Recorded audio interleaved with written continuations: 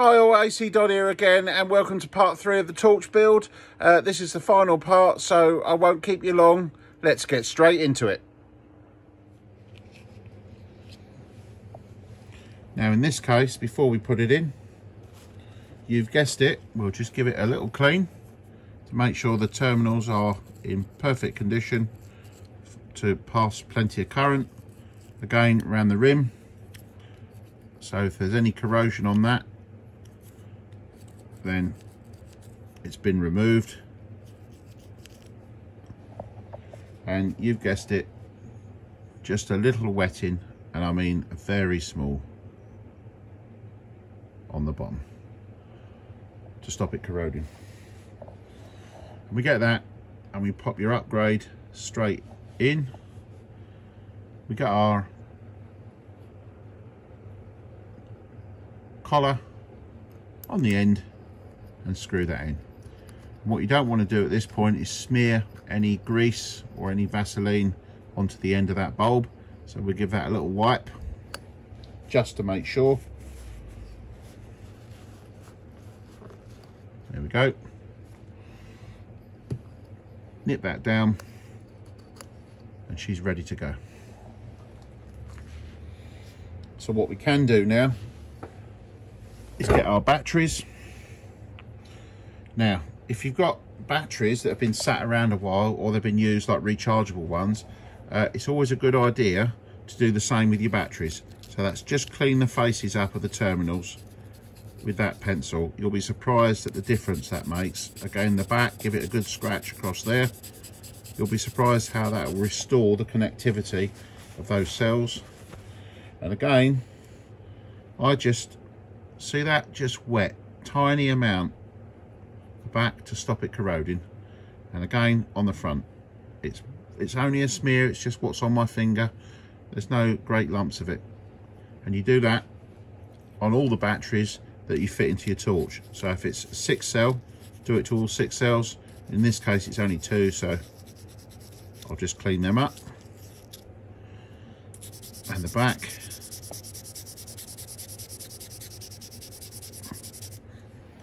Give them a quick wipe, and then we'll apply. See that? That's too much. Just wet it, like so.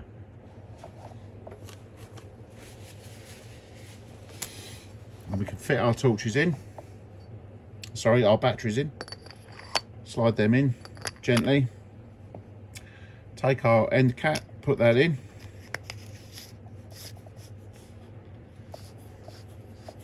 Screw that together.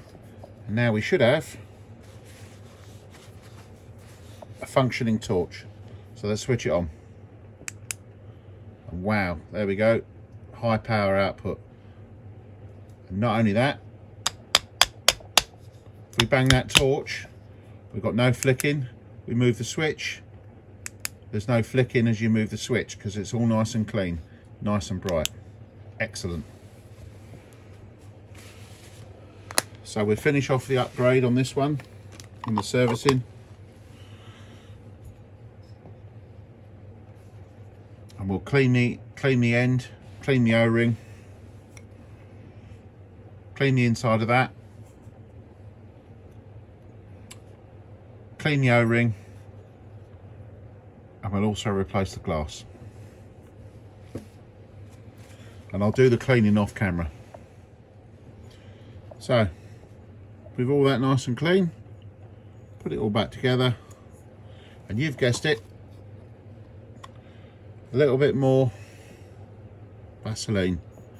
And the Vaseline helps the seals not to get chewed up when you screw things together. Just a little bit of lubrication on those threads and on that O-ring seal, and that just helps it all slide together nicely when you screw it all back together. The other thing we're doing here is we're going to fit a hard glass, clear glass, and this stops the lens getting stops the end getting scratched. So don't touch the lens when it comes out. As you can see, that's beautifully clear with a hard coating on it. Fantastic lenses.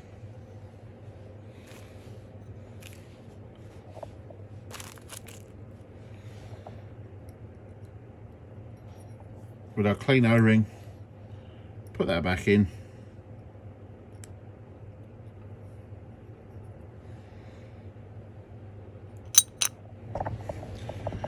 Okay, so we've got the new lens in the end. Before we screw that down, we just put our reflector back in, and then we put the whole lot back together and we screw that down,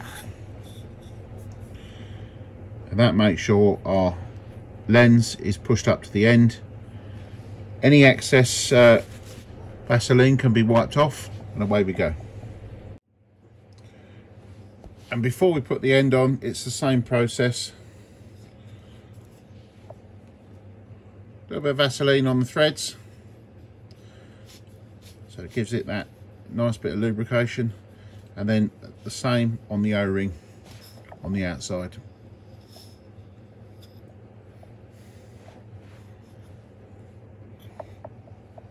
Run a wet Vaseline finger around the inside, again just to smear, not great loads of it, and then we simply pop that on the end, and then we put that back together, and our torch is reassembled and ready to use. There we go. Switch on, and we got lovely strong output. Just turn the end, make sure it's working. Lovely. And again, give it a tap. As you can see, we've got no vibration, no effect on the light, so that's nice and strong. Excellent. With the torch fully assembled, now it's time to give it a wipe over to get rid of any excess Vaseline, and just to make sure the torch is ready to use effectively. To finish off any torch build, I always get my DC clamp ammeter out, and I actually do some base cap testing to measure the current while the bulb is on, just to make sure we're getting the maximum out from the bulb. Okay, so current tests are complete. We get about just under 1.1 amps, so that's about 2.6 watts. So yeah, quite happy with that. And that makes that old Maglite work very, very well.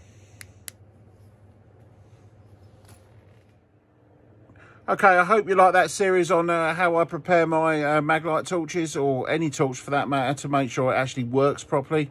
Hopefully you found that useful, and if you use some of those techniques onto your own torches or your own torch builds, then you're certainly going to maximize the output and you know, minimize the stress from having flickering lights that now work properly. So as ever, please like and subscribe, and also share, and I'll see you soon. Thank you very much.